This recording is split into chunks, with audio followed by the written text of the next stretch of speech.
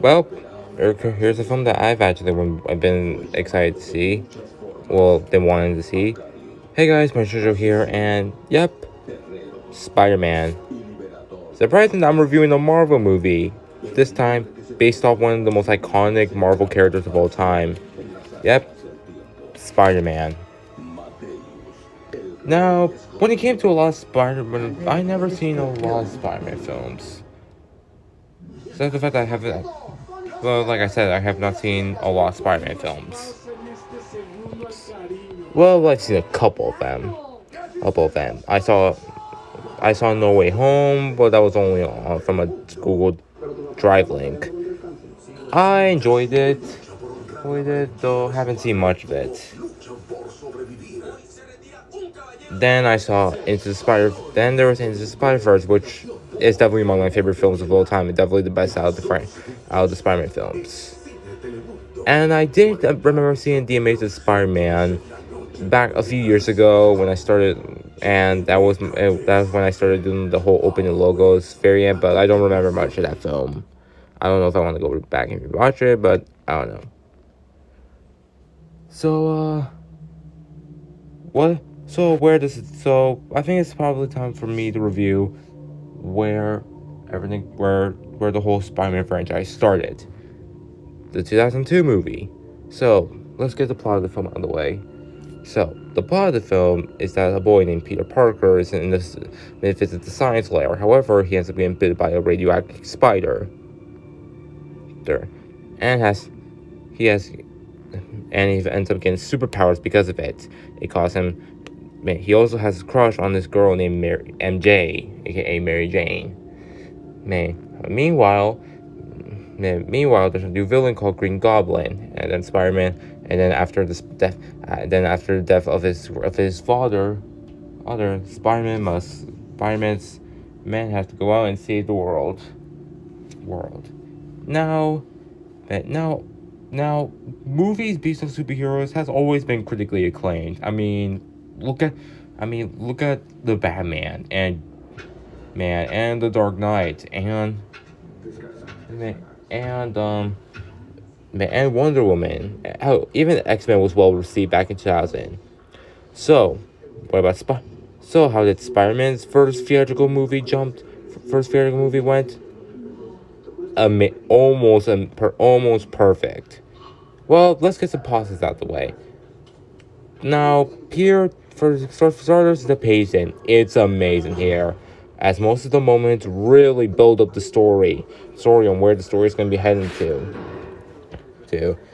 Also, the acting is really well done here, and it feels like the actors are really nailing it.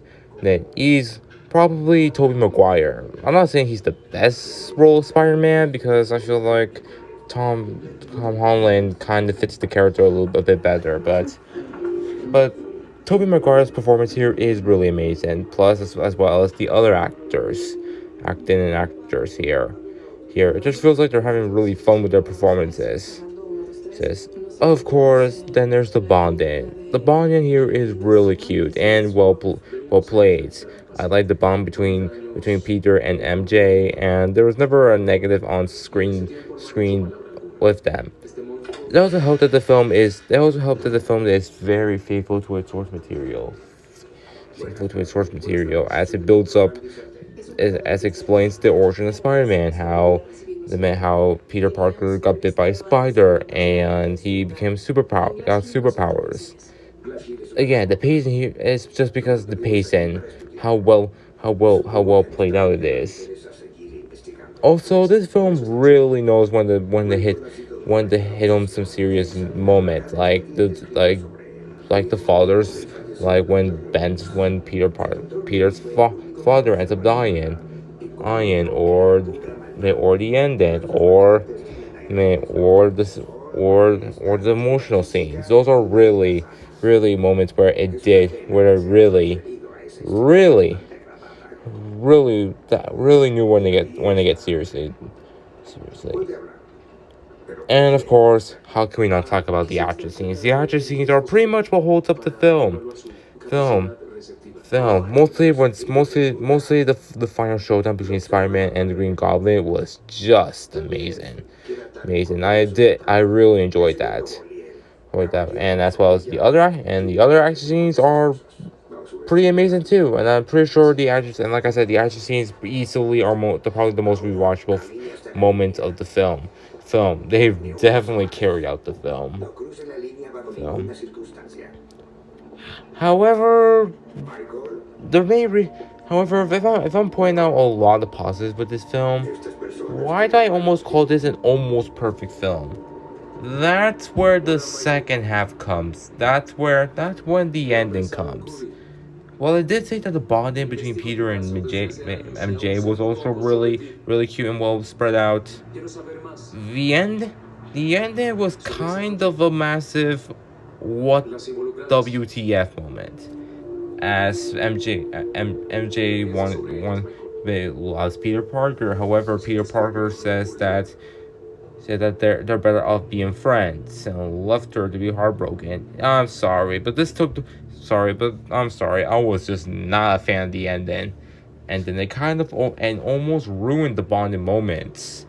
Thankfully, Peter and MJ's bonding still was really good up until the ending, but the ending was just, no, just didn't really hit home for me.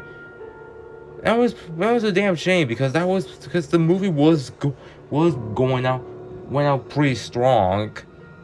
So I don't know why the ending was such a complete upset, complete letdown. But as it is, that was only a minor gripe I had with the film. Overall, Spider-Man is definitely my favorite Marvel movie. Well, not really my favorite Marvel movie, but because I still think Spider-Man and the Spider-Verse is still better. But as it is, it's still among my favorite Marvel movies. And I have not seen And before you ask, no, I have not seen Spider-Man 2. I think I don't know if I have time. I will have time to see that, but who knows? But as it stands, Spider-Man, I'm gonna give this movie somewhere between an 8 or 9 out of 10. But as it stands, yeah, I'm gonna give this film a 9 out of 10. It almost reached perfect levels. It's just had it not been for the ending, it would have been had it not been for the ending, and then it would have easily hit a 10 out of 10. But as it stands, this film was still really amazing, and I highly recommend you guys go check it out.